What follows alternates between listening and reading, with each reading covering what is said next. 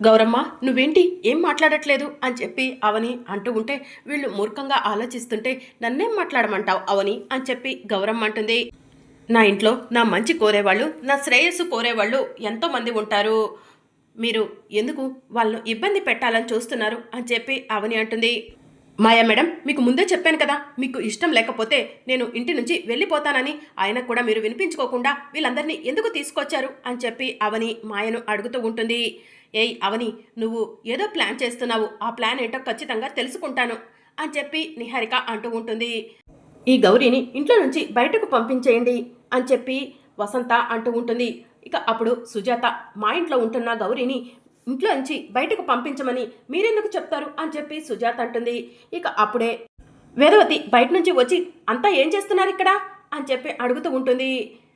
అత్తయ్య మీరు రండి అని చెప్పి నిహారిక అంటుంది. ఎందుకు వాళ్ళ ఇంటి ముందుకు ఎందుకు అని చెప్పి వేదవతి అంటుంది. రెండత్తయ్య అని చెప్పి నిహారిక అవని ఇంటి ముందుకు వేదవతిని తీసుకెళ్తుంది. ఏమైంది, ఎందుకు ఇక్కడున్నారు అని చెప్పి వేదవతి అడుగుతూ ఉంటుంది. అత్తయ్య, అవని ఇంట్లో ఉంటున్న గౌరమ్మ ఈవిడను మీరు గుర్తుపట్టారా? మన ఇంట్లో భోగి పండుగ రోజు అవనిని కాపాడటానికి వచ్చింది. నేను అవునంటుంటే వీళ్ళంతా కూడా ఈవిడ భోగి పండుగ రోజు వచ్చిన సోదెమ్మ ఒకరు కాదంటున్నారు అని చెప్పి నిహారిక వేదవతికి చెప్తూ ఉంటుంది. అవును నిహారిక, ఈవిడ భోగి పండుగ రోజు వచ్చిన సోదెమ్మ ఒకరు కాదు అని చెప్పి వేదవతి అంటుంది. అత్తయ్య, మీరు కూడా ఏంటి అలా మాట్లాడుతున్నారు అని చెప్పి నిహారిక అడుగుతూ ఉంటుంది.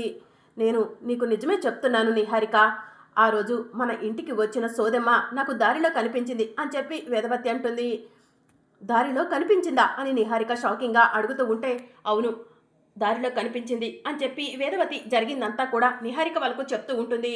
వేదవతి రోడ్డు మీద నడిచి వస్తూ ఉండగా, సోది చెప్తానమ్మ సోది, జరిగింది చెప్తాను, జరగబోయేది చెప్తాను అని చెప్పి సోదెమ్మ కనిపిస్తుంది. సోదెమ్మ అని చెప్పి వేదవతి పిలుస్తుంది. ఏంటమ్మా పిలిచారు, సోదేమన్నా చెప్పించుకుంటారా అని సోదెమ్మ వేదవతి దగ్గరకు వెళ్ళి అడుగుతూ ఉంటుంది. లేదమ్మా, భోగి పండుగ రోజు మా ఇంటికి వచ్చి మా చిన్న కొడలు అవనిని కాపాడావు. నా కొడుకు నా ఇంటికి కాబోయే కోడల్ని ఆశీర్వదించమంటే ఆశీర్వదించకుండా వెళ్ళిపోయావు. నన్ను మర్చిపోయావా సోదెమ్మ అని చెప్పి వేదవతి అడుగుతూ ఉంటుంది. సోదెమ్మ కాసేపు ఆలోచించి, గుర్తొచ్చిందమ్మా, ఆ అమ్మాయికి ఇప్పుడు ఎలా ఉంది అని చెప్పి సోదెమ్మ అడుగుతూ ఉంటే, బాగానే ఉందమ్మా, ఒక్కసారి మా ఇంటికి వచ్చి మా ఇంటికి కాబోయే కోడలు గురించి నాకు 2 విషయాలు చెప్పి వెళ్ళమ్మా అని చెప్పి వేదవతి అంటుంది. అమ్మ, ఒక్క నిమిషం ఆగు, అమ్మవారిని కనుక్కొని చెప్తాను అని సోదెమ్మ. బెజవాడ కనకదుర్గమ్మ పలుకు, మధుర మీనాక్షమ్మ పలుకు, ఈ అమ్మ నన్ను ఒక సందేహం అడుగుతుంది. ఆ సందేహానికి నీ మనసులో ఏముందో చెప్పమ్మ తల్లి అని చెప్పి సోదెమ్మ కళ్ళు మూసుకుంటుంది. ఇక దాంతో, సరే అమ్మా, నీ మాటగా నేను ఈ అమ్మకు చెప్తాను అని చెప్పి సోదెమ్మ కాసేపటి తర్వాత అంటూ ఉంటుంది. సోదెమ్మ, అమ్మవారి నీతో మాట్లాడిందా, ఏం చెప్పింది అని చెప్పి వేదవతి అడుగుతూ ఉంటుంది. ఈ పెళ్లి గురించి మరోమారు నువ్వు ఆలోచిస్తే మంచిదంటమ్మా, లేదంటే లేనిపోని సమస్యలు తల మీదకు వచ్చి పడతాయంట. ఇంతకు మించి నేను ఏమీ చెప్పలేవనమ్మా అని చెప్పి సోదమ్మ వేదవతికి చెప్పి అక్కడి నుంచి వెళ్ళిపోతుంది. ఈ విషయాన్ని వేదవతి కుటుంబ సభ్యులందరి సమక్షంలో చెప్తూ ఉంటుంది. ఇది జరిగింది, ఇప్పటికైనా సోదమ్మ ఈ గౌరమ్మ వేరని అర్థం చేసుకుంటారా అని చెప్పి వేదవతి అంటుంది. ఏదో జరుగుతుంది అని చెప్పి నిహారిక మనసులో అనుకుంటూ ఉంటుంది. ఇప్పటికైనా విషయం ఏంటో తేలిపోయింది కదమ్మా, పదండి వెళ్దాం అని చెప్పి ప్రసాదరావు అంటాడు. మాయా, నువ్వు ఫూల్ అయింది కాకుండా మా అందరినీ కూడా ఫూల్ చేసావు అని చెప్పి శ్రీకర్ అంటాడు.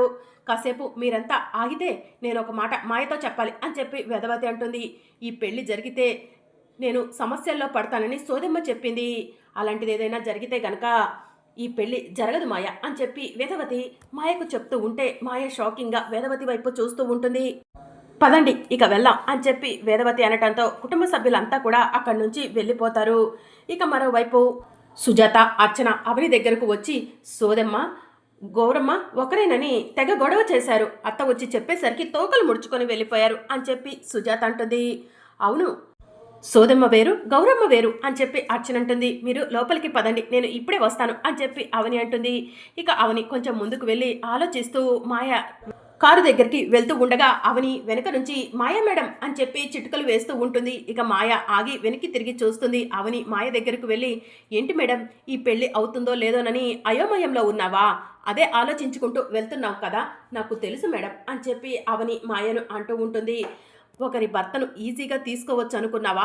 ఒకరి మెడలో మాంగళ్యాన్ని తీసుకోవడం అంటే అంత ఈజీ అనుకున్నావా? నేను నా భర్తకి దూరం అవ్వాలనుకోవట్లేదు. దగ్గర అవ్వాలనుకుంటున్నాను. నా భర్త కూడా నన్ను ప్రేమిస్తున్నాడు. ఆ విషయం తెలిసి కూడా నువ్వు నా భర్తకు దగ్గర అవ్వాలనుకుంటున్నావు. నా భర్తను పెళ్లి చేసుకోవాలనుకుంటున్నావు. నా మెడలో ఉన్న తాళి మామూలు తాడి కాదు. ఈ తాళి నీ మెడకు ఉరితాడవుతుంది. గుర్తుపెట్టుకో అని చెప్పి అవని మాయకు చెప్తూ ఉంటే మాయ షాకింగ్గా అవని వైపు చూస్తూ ఉంటుంది. మరో విషయం చెప్పాలి మాయ మేడం. ఆ రోజు అర్చన మీ ఇంట్లో దొరికిన చార్ట్ తీసుకొచ్చి నాకు ఇస్తే నువ్వు దొంగ సాక్ష్యం చెప్పించావు కదా, ఆ చార్ట్ నీ ఇంట్లోది కాదని.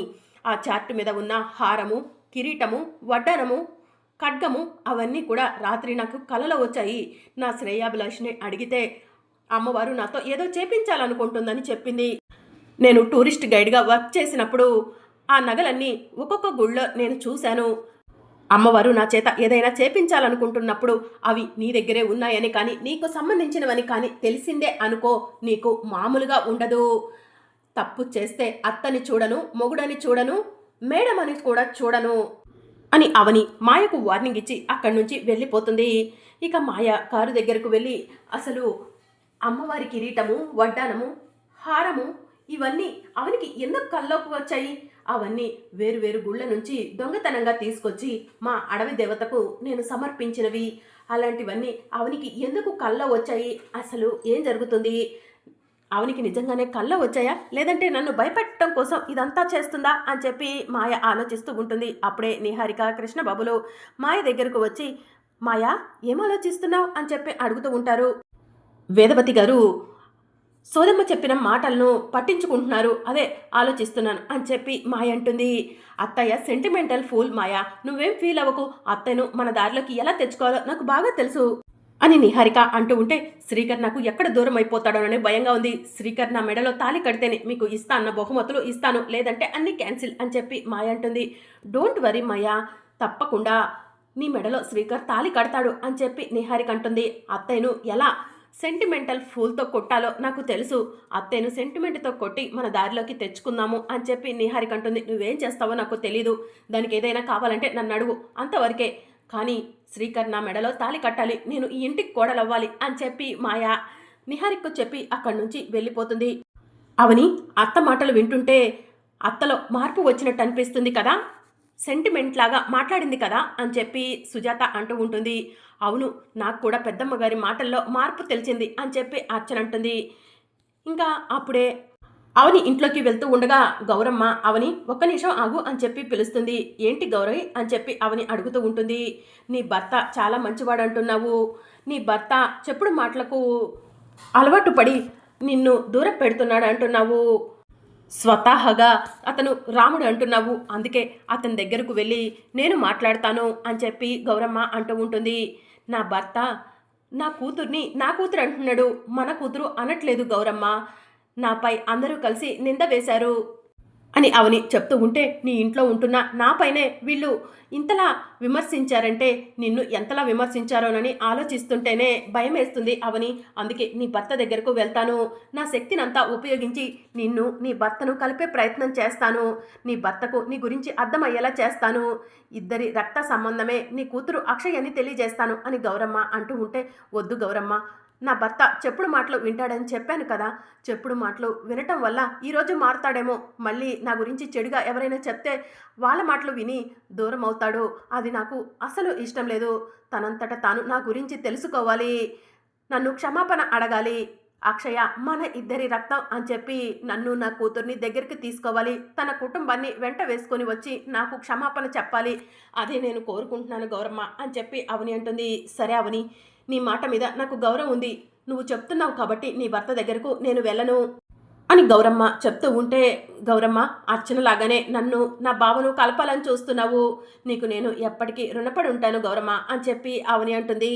సరే గౌరమ్మ లోపలికి వెళ్దాంరా అని చెప్పి అవని అంటూ ఉంటుంది. నువ్వు పదావని నేను వస్తాను అని చెప్పి గౌరమ్మ అంటుంది. ఇక గౌరమ్మ ఒంటరిగా నుంచుని నీ భర్తను నా శక్తినంతా ఉపయోగించి మార్చగలను, కానీ నువ్వు అది కోరుకోవట్లేదు, అతనిలో అసలైన మార్పు రావాలనుకుంటున్నావు, వస్తుంది అవని, తప్పకుండా నీ భర్తలో మార్పు వస్తుంది, నిన్ను అర్థం చేసుకుంటాడు, నీకు దగ్గర అవుతాడు అని చెప్పి గౌరమ్మ తనలో తానే అనుకుంటూ ఉంటుంది. మరోవైపు మాయ, శ్రీకర్ ఆఫీస్‌లో వర్క్ చేసుకుంటూ ఉంటారు. అప్పుడు స్టాఫ్‌లో ఒక అమ్మాయి మాయ క్యాబిన్‌కి వెళ్లి, "మేడం మీరొకసారి ఏమీ అనుకోకుండా బయటకు వస్తారా?" అని చెప్పి అడుగుతూ ఉంటే, "తప్పకుండా" అని చెప్పి మాయ బయటికి వస్తుంది. "శ్రీకర్ సార్, అవని మేడం మీరు కూడా బయటికి రండి" అని చెప్పి ఆ అమ్మాయి స్టాఫ్ అందరినీ కూడా బయటికి పిలుస్తుంది. అందరూ కూడా రాగానే, "స్వీట్ తీసుకోండి మేడం" అని చెప్పి అందరికీ స్వీట్ ఇస్తుంది. అందరూ స్వీట్ తీసుకోగానే, "నీ సంతోషానికి కారణం ఏంటో చెప్పు" అని చెప్పి అడుగుతూ ఉంటారు. అది మనసులో నుంచి వస్తున్న సంతోషమని నాకు అర్థమవుతుంది.